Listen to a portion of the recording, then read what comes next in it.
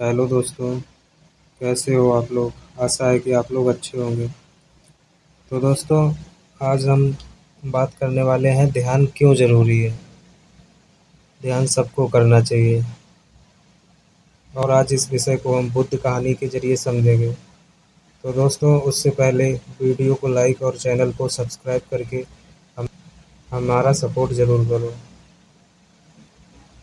बहुत समय पहले की बात है, एक छोटा सा गांव था जहां सभी लोग बुद्ध की शिक्षाओं के प्रशंसक थे। गांव में चर्चा फैल गई कि महात्मा बुद्ध स्वयं पास के वन में ठहरे हैं और जो उनसे मिलने जा चाहता है वो उनसे मिल सकता है।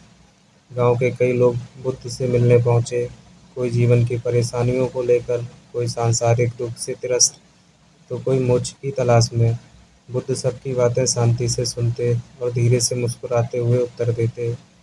उन दिनों एक नौजवान भिक्षुक भी गांव में आया था। उसने बहुत किताबें पढ़ी थी, कई गुरुओं से मिला था, लेकिन मन का शांति उसे नहीं मिली थी। हर समय उसका मन उलझनों से घिरा रहता था। वह सोचता, मैंने संन्यास ले लिया, सब कुछ त्याग दिया, फिर भी मेरा मन भटकता क्यों है? संसार छोड़ दिया, फिर भी चिंता, ईर्ष्या, क्रोध मेरे भीतर क्यों है?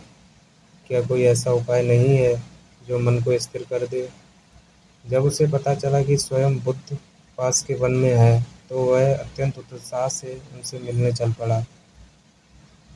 भिक्षुक बुद्ध के पास पहुंचा और बोला, भगवान, मैंने सब कुछ छोड़ दिया, फिर भी मेरा मन शांत नहीं होता। कृपया मुझे उपाय बताइए जिससे मेरा मन स्थिर हो जाए। क्या ध्यान ही एकमात्र उपाय है? बुद्ध कुछ क्षण शांत रहे और फिर मुस्कुराते हुए बोले, क्या तुम मेरे लिए इस नदी से थोड़ा पानी ला सकते हो? भिक्षुक थोड़ा चकित हुआ, लेकिन आज्ञा मानकर वह पास की नदी की ओर चला गया। जब वह नदी पर पहुंचा, उसने देखा कि कई बैल और किसान उस नदी को पार कर चुके हैं और पानी बहुत गंदा हो गया है। उसमें कीचड़ और मिट्टी तैर रही थी। भिक्षुक सोचने लगा, इस गंदे पानी को मैं गुरु जी के लिए कैसे ले जाऊं? थोड़ा रुकता हूँ, शायद पानी साफ हो जाए। वहीं वह वहीं किनारे बैठ गया और इंतज़ार करने लगा। कुछ समय बाद जब वह दोबारा घड़ा भरने गया, तो देखा कि पानी अब अब भी थोड़ा मटमैला है। वह फिर बैठ गया। धीरे-धीरे, लगभग 1 घंटे बाद जब वह तीसरी बार गया, तो पानी एकदम साफ हो चुका था। मिट्टी नीचे बैठ चुकी थी, सतह बिल्कुल शांत और पारदर्शी हो गई थी। अब उसने घड़ा भरा और बुद्ध के पास लौट आया। बुद्ध ने पानी लिया, देखा और मुस्कुराए। क्या तुमने कुछ किया जिससे पानी साफ हुआ? भिक्षुक ने सिर हिलाते हुए कहा, नहीं भगवान, मैंने कुछ नहीं किया, बस बैठकर इंतजार किया।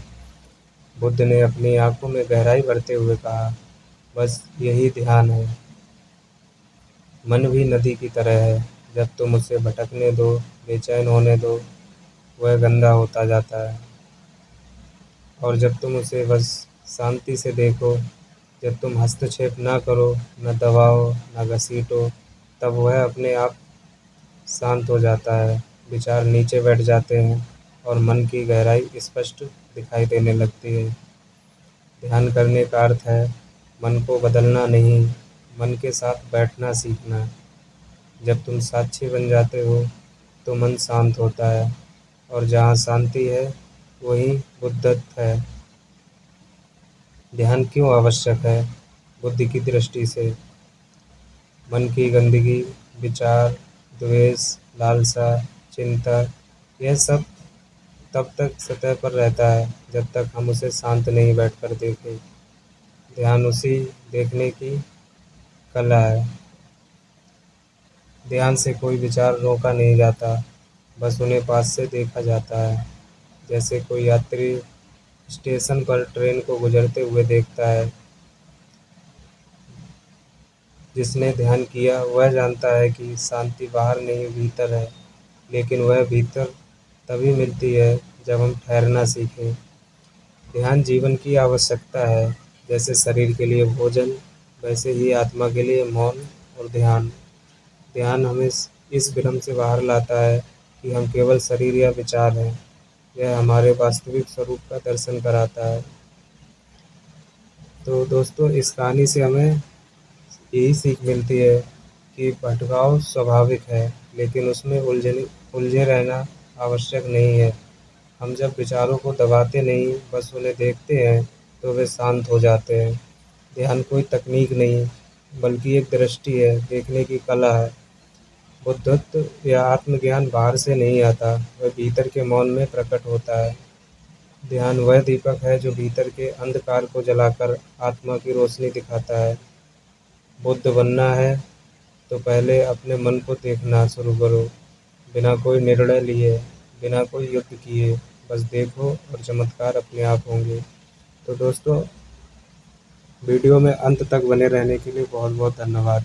अगर वीडियो पसंद आया हो तो इसे लाइक और हमारे चैनल को सब्सक्राइब करके हमारा सपोर्ट ज़रूर करें।